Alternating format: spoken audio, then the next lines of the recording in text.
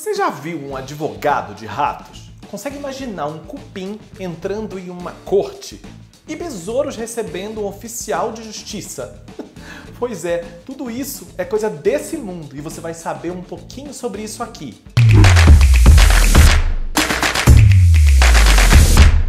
E pra gente não esquecer, já deixa o seu like, compartilha esse vídeo com seus amigos e se você quiser apoiar o canal Vegflix, entra em apoia.se/Vegflix e contribua com o valor que você quiser. A gente do movimento vegano tá sempre defendendo os animais que compartilham a terra com a gente.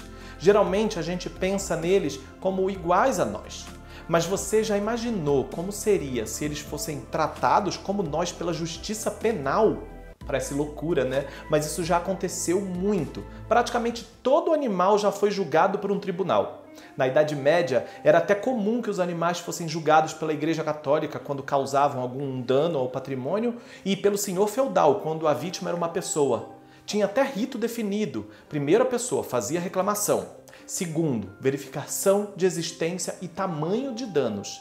Terceiro, oferecimento de preces e realização de procissões para que os animais fossem embora. Quarto, se a etapa anterior falhasse, começava o julgamento de verdade, com citação dos réus para comparecer em juízo. Por último, a nomeação de um procurador para defender os réus, que eram, no caso, o No Anonymous for the Voiceless. Gente, eu não consigo parar de pensar no bichinho sentado no banco dos réus, tipo o filme americano, sabe? Agora eu vou contar alguns casos só para vocês entenderem do que eu tô falando.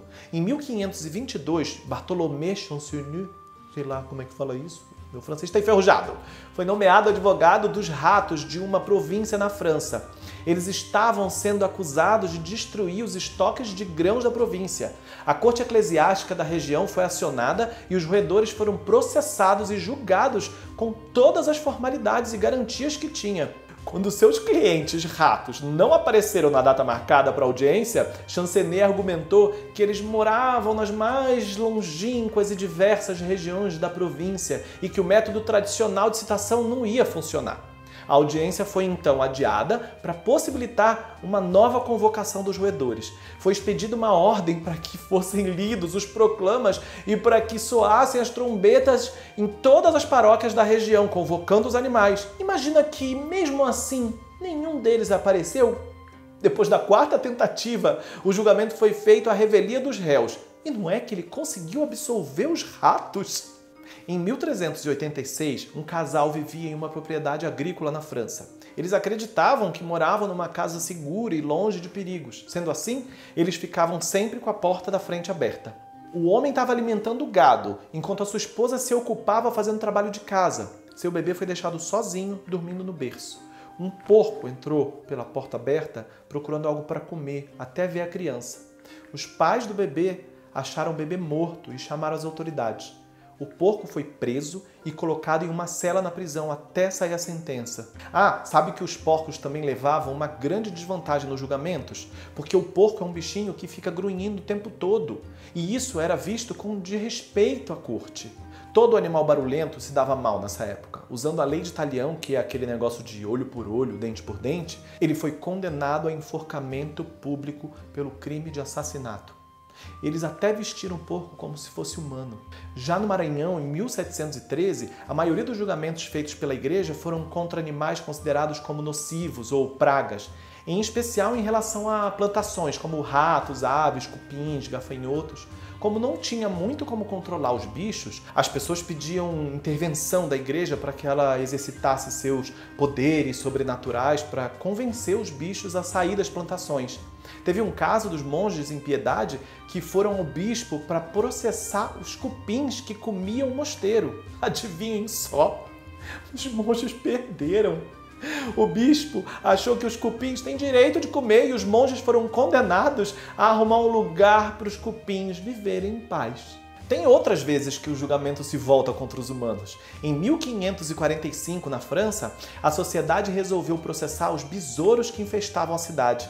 Contrataram advogados para defender os bichinhos, mas a igreja achou melhor botar todo mundo para rezar porque acharam que aquilo tudo era punição divina contra os pecados dos moradores. A penitência era uma forma de tentar resolver as coisas, já que consideravam os animais como pragas e eram vistos como mensageiros de um castigo divino. E o problema se resolveu, isso mesmo. Os besouros sumiram. Só que 30 anos depois eles voltaram. Dessa vez os moradores fizeram um acordo de ceder para os insetos uma parte das terras para eles ficarem lá, sem incomodar, e não voltar mais à cidade. O acordo ainda contava com o direito dos humanos de usar as terras dos besouros como passagem, só como passagem, e se esconder lá em tempos de guerra. E isso resolveu? Não, os advogados dos besouros recusaram o acordo. Por quê? Porque as terras cedidas não tinham nem vegetação para os bichos poderem viver de boa. Eu vou te falar, assim fica difícil, os humanos sempre passando as pernas nos besouros e nos animais. Onde que é que esse mundo vai parar? Mas o negócio não parou lá na Idade Moderna, não. É verdade que do século XIX para cá, os casos de animais processados diminuiu muito, mas ainda teve alguns casos conhecidos no século XX. Em 1916, uma elefante de circo maltratada se vingou do treinador e foi condenada. E o governador de New Jersey que baniu um cachorro por desordem. E isso em 1994. Tem até um filme que é sobre um advogado contratado para defender um porco, feito em 1994 também. O nome é O Advogado e tem o Colin Firth e o Ian Holm, aquele que fazia o Bilbo do Senhor dos Anéis. Então, gente, esse negócio de ficar processando os bichos realmente é um caso sério. E tudo porque, para essas pessoas, os animais eram considerados penalmente iguais aos humanos. Para eles, os animais mostravam escárnio quando não se comportavam na corte e mostravam intenções assassinas, chegando até a usar grunhidos para instigar a cumplicidade em outros animais na prática de crimes.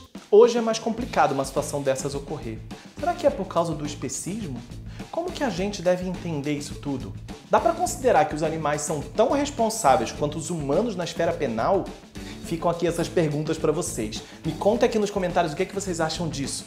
E não esquece de me seguir no Instagram, curtir esse vídeo, compartilhar também com seus amigos e de se inscrever aqui no canal. Até o próximo vídeo aqui no Vegflix, que é o Universo Veg em um só canal.